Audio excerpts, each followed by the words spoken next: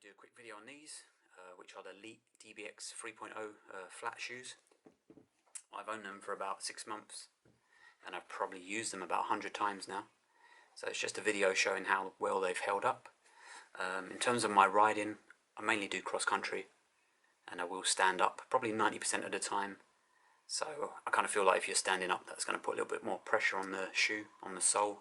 And I run a pedal that's got metal pins, so when I do kind of show you the sole, it kind of gives you an idea of the damage and how long it took to get to there. One of the things with them is they do come up a little bit on the tight side. So what you might want to do is go up by half a size. That's what I've done with these. I normally take an 8 and I've got 8.5.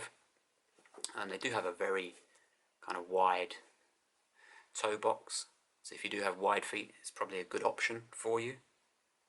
So yeah, and in terms of like the soles, most of this damage that you can see on here, you can see the pedal pins in there, and a bit along here as well. A lot of this actually happened within the first few uses of these shoes, and it hasn't really progressed or got too much worse over time. Obviously they will go through at some point, but yeah, this is, like I said, 100 rides, 6 months of use. Just be prepared that they probably will get damaged, and this will happen only after maybe 3 or 4 rides. So yeah, there is that. In terms of good things about them, I guess they are synthetic, so they're plastic. I think there's no leather or anything on here. They're very, very easy to clean up. So when they do get dirty, it's very easy to clean them. Just want to show you the insole. So that's the kind of insoles that you get with them. It does have the sizes on there. I find them a little bit weird. You've got maybe like 5mm, and it's pretty dense foam on there. But on the rear it's quite thick. And considering when you pedal, most of the weight is definitely on that part of your foot. I just found it a little bit weird that they put so much padding on the rear.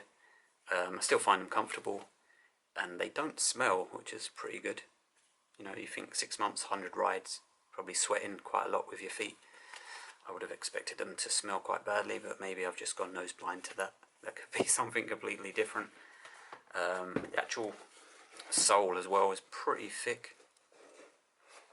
So my finger, if I can get a little, so my finger is probably down here somewhere. Yeah, my finger sits down there somewhere. So you've kind of got maybe 15mm of material between the bottom of the sole and where your foot's going to sit within the shoe. In terms of things that I don't really like about them, a lot of people are saying that the sole could be a bit more grippy.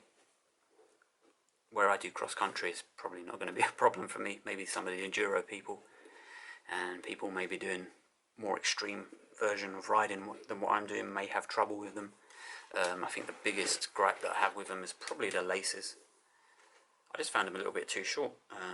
Once you've got your foot in there and then you do them up, you're kind of working with very kind of short amount of lace. I would have preferred longer laces, and I also find, if I don't knot this, that it's quite hard to sometimes pull them through. The laces seem to get stuck on these eyelets here, and I just can't, you know, it seems a bit hard sometimes to tighten them. That could just be dirt getting in there. But yeah, really it's just the laces. When I bought them, they were £70. I bought them from Chain Reaction Cycles. I'm not sponsored by Leatt, and I'm not affiliated with Chain Reaction or anything. You can actually buy them now for £50, I think, but they might have limited sizes. And I think, really, for that money, it seems like a really good shoe. Has held up well, been comfortable. I've used them in the winter. I've ridden in the snow with them, in the rain. My feet do get wet eventually. There's obviously quite large holes here for breathing. There's also like foam underneath here as well, for a little bit of comfort. But yeah, generally, I found them to be a good all-round shoe. Like I said, I bought them in July, so I did see some of the sunshine with them, some of the hot weather. Found them totally fine, to be honest with you. And definitely a massive improvement over just using standard trainers or anything like that. But yeah, I think that's pretty much everything that I wanted to cover with them. So yeah, in my opinion, for the money, I like them. They're good.